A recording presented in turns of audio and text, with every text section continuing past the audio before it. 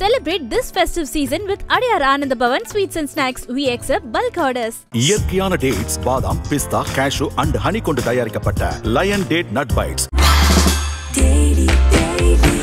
Taste Daily. Taste the Daily. மூத்த பத்திரிகையாளர் RK வந்து நம்மளோட தொலைபேசி வேலை அணிஞ்சிருக்கார், அவர்கிட்ட பேசலாம். ஆர்கே சார் வணக்கம். வணக்கம்.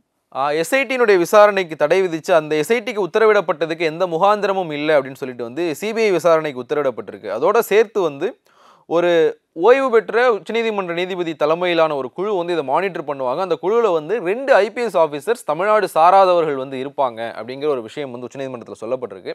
இதை எப்படி பார்க்குறீங்க? இல்லை, இது ரொம்ப விசித்திரமா இருக்கிறது. ஏனென்றால் நமக்கு ஃப்ரைடே வந்து முதல் கட்டமாக திமுக தரப்பில் வாதாடின வில்சனோ அதே மாதிரி ரோஹத்கியோ வந்து கரெக்டான விஷயங்களை வந்து சுப்ரீம் கோர்ட்டினுடைய பெஞ்சை வந்து அறிவிக்கவில்லை. ஒன்று வந்து எப்படி நீங்கள் 4 மணி நேரத்தில் வந்து நீங்கள் இது போஸ்ட்மார்ட்டம் பண்ணலாங்கிறது வந்து ஃபர்ஸ்ட் ஒரு அபத்தமான கேள்வி. அது அங்கே நடந்த விஷயமே வேற என்று நமக்கு அனைவருக்கும் தெரியும். கரூர்ல எத்தனை டைம் எடுத்தாங்கன்னா நமக்கு அனைவருக்கும் தெரியும். அது வந்து ஃபர்ஸ்ட் உணர்த்த அவர்கள் வந்து அவர்களுக்கு போதுமான ஆவணங்கள் அவர்களுடைய கையில் கிடையாது. இது ஏன் இல்லைன்ற அந்த கேள்வி இருக்கிறது. ரெண்டாவது, இந்த 2 பெட்டிஷனர்ஸும் வந்து அவர்களுக்கு அது நம்ம அந்த சப்சிக்வெண்ட்லி நமக்கு தெரிஞ்ச விஷயம் என்னவென்றால், ஒரு பெட்டிஷனர் வந்து அவர் வந்து சுப்ரீம் கோர்ட்டுக்கு போக முகாந்திரமே கிடையாது, அவர் அதற்காக கையெழுத்து போடவில்லை என்று அவர் அதன் பிறகு வாக்குமூலம் கொடுத்திருக்கிறார். அதே மாதிரி இன்னொருத்தருக்கு வந்து அந்த குடும்பத்தோடு ஒரு தொடர்பும் கிடையாது, எஸ்ட்ரேஞ்ச்டு, அவர் ஓடி போனவர் என்று அனைவருக்கும் தெரிஞ்ச விஷயமா இருக்கிறது. அப்ப இவ்வளவு விஷயம் இருக்கும்போது இது எல்லாம் எப்படி வந்து கோர்ட்டுக்கு முன்னால எடுத்து கூறறதுக்கு என்ன திமுக தரப்பு வக்கீல்கள் என்ன செய்து கொண்டிருக்கிறார்கள், அரசு தரப்பு வக்கீல்கள் என்ன செய்து கொண்டிருக்கிறார்கள் என்ற ஒரு விஷயம் இருக்கிறது. அது முடிந்தவர்கள், அதாவது அவர்கள் எல்லாம் ஜட்ஜ்மெண்ட் ரிசர்வ் பண்றதுக்கு பிறகு வந்து இந்த விஷயங்கள் எல்லாம் வெளியே வர்றது கொஞ்சம் ஆச்சரியமா இருக்கிறது. ஏனென்றால் இது முன்றைய செய்திருக்க வேண்டிய காரியமா இருக்கிறது.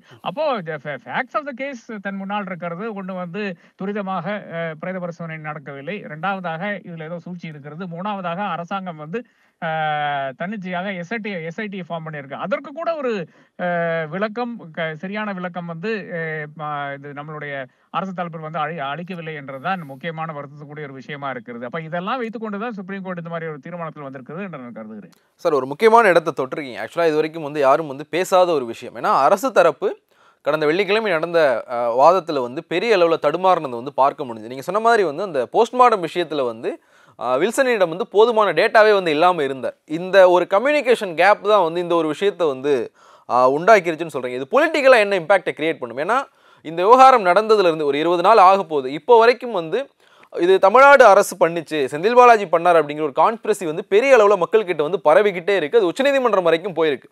ஒரு ஆதாரம் பெரிய அளவில் இல்லைனாலும் ஒரு கான்ஸ்பிரசியாக வாய் வார்த்தையாக வந்து செவிவெளி கதைகளாக வந்து இதை பரப்பிக்கிட்டே இருக்கிறாங்க. இப்போது சிபிஐக்கு உத்தரவிடப்பட்டது அப்படிங்கிறது வந்து தமிழ்நாடு அரசுக்கான பின்னடைவு தான் அப்படிங்கிற நரேஷன் தான் இங்கே போய் சேரும். ஸோ ஏற்கனவே சொல்லப்பட்டுக்கிட்டு இருந்த அந்த கான்ஸ்பிரசிக்கு வந்து இது இன்னும் வலு சேர்த்துறாதா? சிபிஐ வந்து தேர்தலுக்குள்ளே இந்த வழக்கு வந்து எப்படியும் அவங்க விசாரித்து முடிக்க போகிறதில்ல. நமக்கு சிபிஐ கிட்ட போன பல வழக்குகளினுடைய ஹிஸ்ட்ரி வந்து நமக்கு தெரியும். ஸோ அப்போ வரைக்கும் இது விசாரணையிலே இருக்கும்போது பொலிட்டிக்கலாக இது என்ன இம்பாக்டை கிரியேட் பண்ண போகுது? அந்த கான்ஸ்பிரசிக்கு இன்னும் இது வந்து வலு சேர்த்துறாதா? இல்ல, நல்ல கேள்விதான். என்னை பொறுத்தவரை வந்து அந்த கான்ஸ்பிரசி என்ற விஷயம் வந்து சமூக ஊடகங்கள்ல வந்து கொண்டுதான் இருக்கிறது. நீங்க இப்போ வந்து என்னை தவிர்த்து விட்டு ஒரு 13 வயசுக்காரங்கிட்ட, ஒரு 14 வயசுக்காரங்கிட்ட, தமிழன்கிட்ட, அதுவும் தமிழ் படங்களை பார்க்கின்ற நபர்கள்ட்ட கூப்பிட்டு கேட்டீங்கன்னா அது கான்ஸ்பிரசி தான். போலீஸ் ஒன்னாவது வந்து அங்க கிடையாது. 2வது வந்து செந்தில் பாலாஜி யார் என்று நமக்கெல்லாம் தெரியும் என்று மிக தெளிவாக கூறிவிடுவார்கள். அவர்கள் எல்லாம் நம்புவது வந்து கான்ஸ்பிரசி இருந்து நம்புகிறார்கள். இது ஒரு பக்கம்.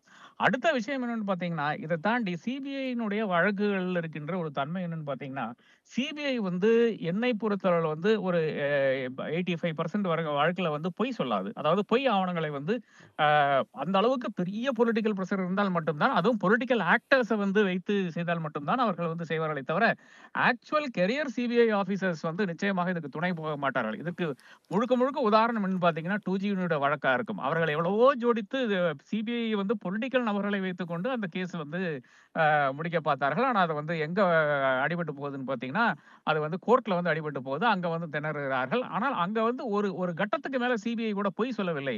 அதே மாதிரி 2Gயில் வந்து இப்ப வினோத் ராயினுடைய அந்த 1,70,000 கோடி என்ற அந்த விஷயத்தை வந்து அவர்கள் வந்து என்டார்ஸ் பண்ணவில்லை. சிபிஐ கூட அதை என்டார்ஸ் பண்ணவில்லை. அவர்கள் கூட 30,000 crores தான் சொல்றாங்களே தவிர லாஸ் என்று சொல்கிறார்களே தவிர அதை என்டார்ஸ் பண்ணவில்லை. நான் எதுக்கு சொல்றேன்னு பாத்தீங்கன்னா இந்த கேஸில் கூட மிக மிக தெளிவாக சிபிஐக்கு கரூர் வந்தாலும் டெல்லியில் உட்கார்ந்தாலே இப்பவே தெரியுங்களா, அஸ்ராகாருக்கு போன் போட்டு பேசினாலே தெரியும். அவர் ஒரு கட்சியை சார்ந்தவர் கிடையாது. அஸ்ராகாருக்கு அதே மாதிரி 2-3 போலீஸ் ஆபீசர் இருக்கிறனால தான் தமிழகம் இன்னைக்கு அது அமைதியா இருக்குன்றது அனைவரும் தெரிஞ்ச டேவிசன் மாதிரி அதிகாரிகள் இருக்கிறனால தமிழகம் அமைதியா இருக்கிறது. போன் போட்டாலே தெரியும். அப்ப அதன் பிறகு வந்து சிபிஐ வந்து இதுல கொஞ்சம் ஸ்லோவாக போக ஆரம்பிக்கும் என்று நான் கருதுகிறேன். இது முழுக்க முழுக்க ஒரு அரசியல் கேஸ் ஆனதுனால அவர்களால் வந்து இது தாக்கல் செய்ய முடியாது. இதுல வந்து கான்ஸ்பிரசி இல்லை என்று சொல்லிட்டு ஒரு ஆவணத்தை வந்து தாக்கல் செய்ய முடியாது. அப்ப இது முழுக்க முழுக்க எதற்காக யூஸ் ஆகுன்னு பாத்தீங்கன்னா வேற ஒன்றும் கிடையாது. சிபிஐ இருக்கின்ற ஒரு பொலிட்டிக்கல் ஆக்டர் வந்து விஜயோட தொடர்பு கொண்டு அடுத்ததாக விஜயை கண்டு சந்தித்து நீங்க வந்து பிஜேபியில் வந்து சேருங்க, இது இல்லாமல் வேற வழி இல்லை என்று கூறப்போகிறார். இல்லை என்றால் உங்க போன்ல இருந்து ஆரம்பிச்சு எல்லா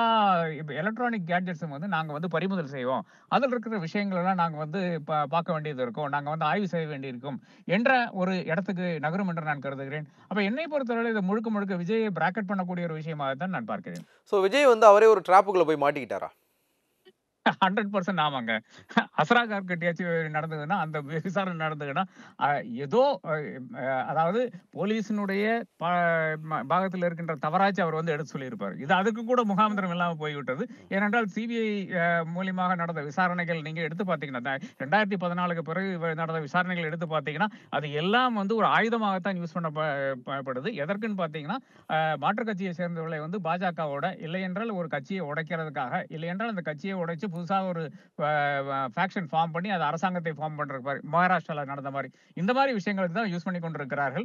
விஜய் தன் தலைமையிலே மண்ணை வாரி போட்டார் என்று தான் பார்க்க வேண்டியதா இருக்கிறது. நன்றி சார். தொலைபேசி வேலை அணிஞ்சு உங்களுடைய கருத்துக்களோட பகிர்ந்து கொண்டமைக்கு மிக்க நன்றி.